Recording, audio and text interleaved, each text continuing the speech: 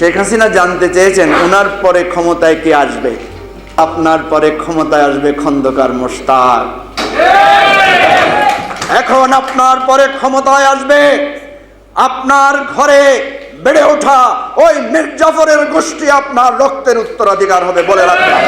আমাদের সংগ্রামটা 70 থেকে শুরু। আমরা ভোটের অধিকার ছিল, কিন্তু ভোটের ফলাফলের আলোকে ক্ষমতায় যাওয়ার অধিকার ছিল না। যেহেতু আমরা বাঙালি ছিলাম, বাঙালি মুসলমান ছিলাম, অধিকাংশ মানুষ আমরা বাংলা ভাষী ছিলাম।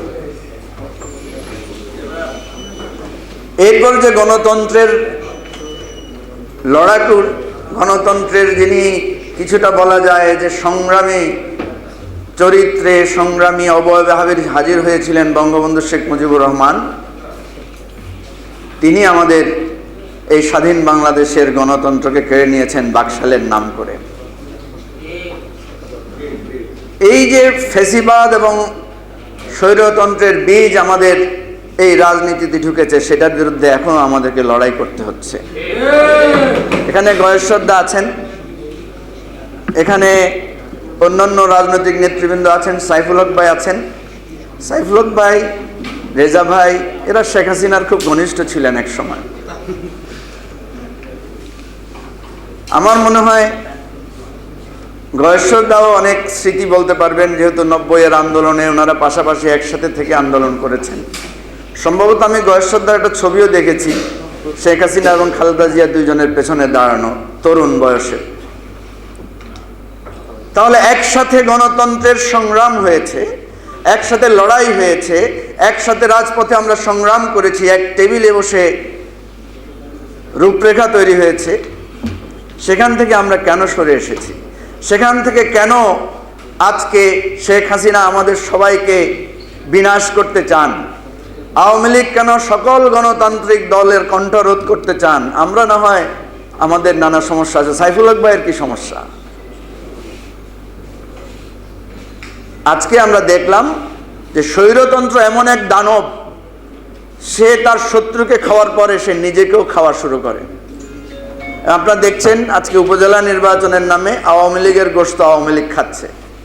উপজেলা নির্বাচনের নামে তাদের প্রাণ তারা সংহার করছে, তাদের রক্তে তাদের হাত রঞ্জিত হচ্ছে।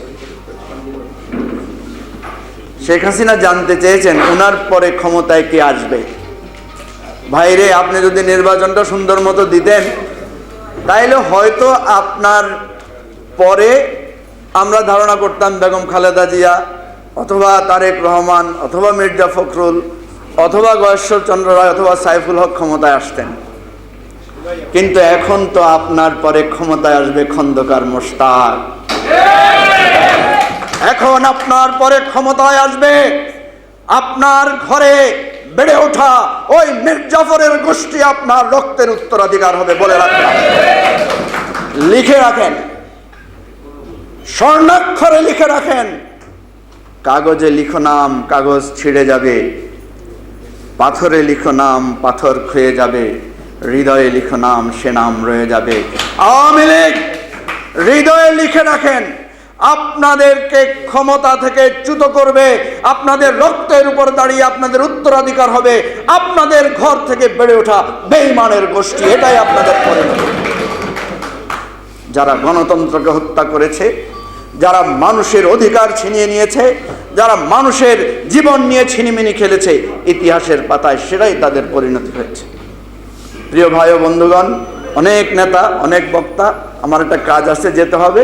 আমি শুধু বলতে চাই, গণতন্ত্র এবং আমরা যদি আমাদের অধিকারের জন্য সংগ্রাম করে দাঁড়াতে পারি, তাহলে আমাদের অখণ্ডতা, আমাদের সার্বভৌমত্ব সমস্ত কিছু রক্ষা হবে।